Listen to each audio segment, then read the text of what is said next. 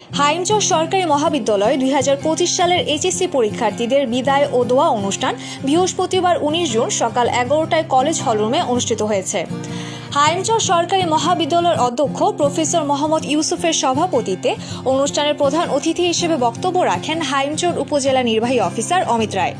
উপজেলা নির্বাহী অফিসার পরীক্ষার্থীদের উদ্দেশ্যে বলেন, কেবল জিপিএ 5 বা ভালো ফলের জন্য নয়, বরং সুশিক্ষা অর্জনের মাধ্যমে একজন নৈতিক মানুষ হিসেবে নিজেদের গড়ে তোলা উচিত।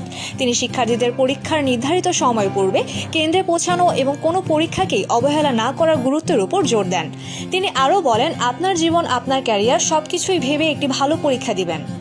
অনুষ্ঠানে কলেজের সহকারী অধ্যাপক মোহাম্মদ শহীদুল্লাহ এর সঞ্চালনায় বিশেষ অতিথি হিসেবে হাইমচর থানা অফিসার ইনচার্জ তদন্ত মোহাম্মদ শাহ আলম, হাইমচর উপজেলা বিএনপির সাধারণ সম্পাদক মাজহারুল ইসলাম শফিক পাটোয়ারি, বাংলাদেশ জামায়াতে ইসলামীর উপজেলা আমির মাওলানা আবুল হোসেন, ইসলামী আন্দোলন বাংলাদেশ হাইমচর উপজেলা শাখার সভাপতি ডাক্তার মাওলানা শফিউল্লাহ, এনসিপির উপজেলা প্রধান সমন্বয়কারী মোহাম্মদ মোখলিসুর রহমান মুকুল, উপজেলা বিএনপির সাংগঠনিক সম্পাদক খোরশেদ আলম কোতোয়াল সহ অনেকে বক্তব্য রাখেন। অন্যান্যদের মধ্যে বক্তব্য রাখেন কলেজের সাবেক অধ্যক্ষ মানোয়ার হোসেন মোল্লা, সাবেক ভারপ্রাপ্ত অধ্যক্ষ কামরুল ইসলাম।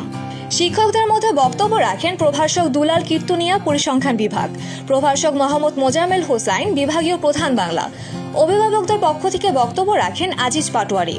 বক্তারা শিক্ষার্থীদের প্রতি কলেজের সুনাম বৃদ্ধি এবং সুশিক্ষা অর্জনের মাধ্যমে হাইমচর উপজেলাকে আলোকিত করার আহ্বান জানান।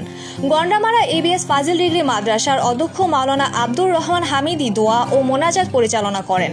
অনুষ্ঠানের শুরুতেই পবিত্র কুরআন থেকে তেলাওয়াত করেন কলেজের প্রভাষক ইমাম হোসেন।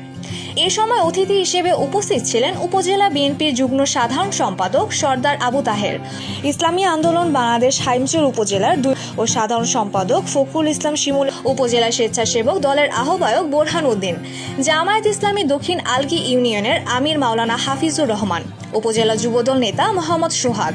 অনুষ্ঠানে অন্যদের মধ্যে উপস্থিত ছিলেন কলেজের শিক্ষক, শিক্ষার্থী, অভিভাবক এবং এলাকার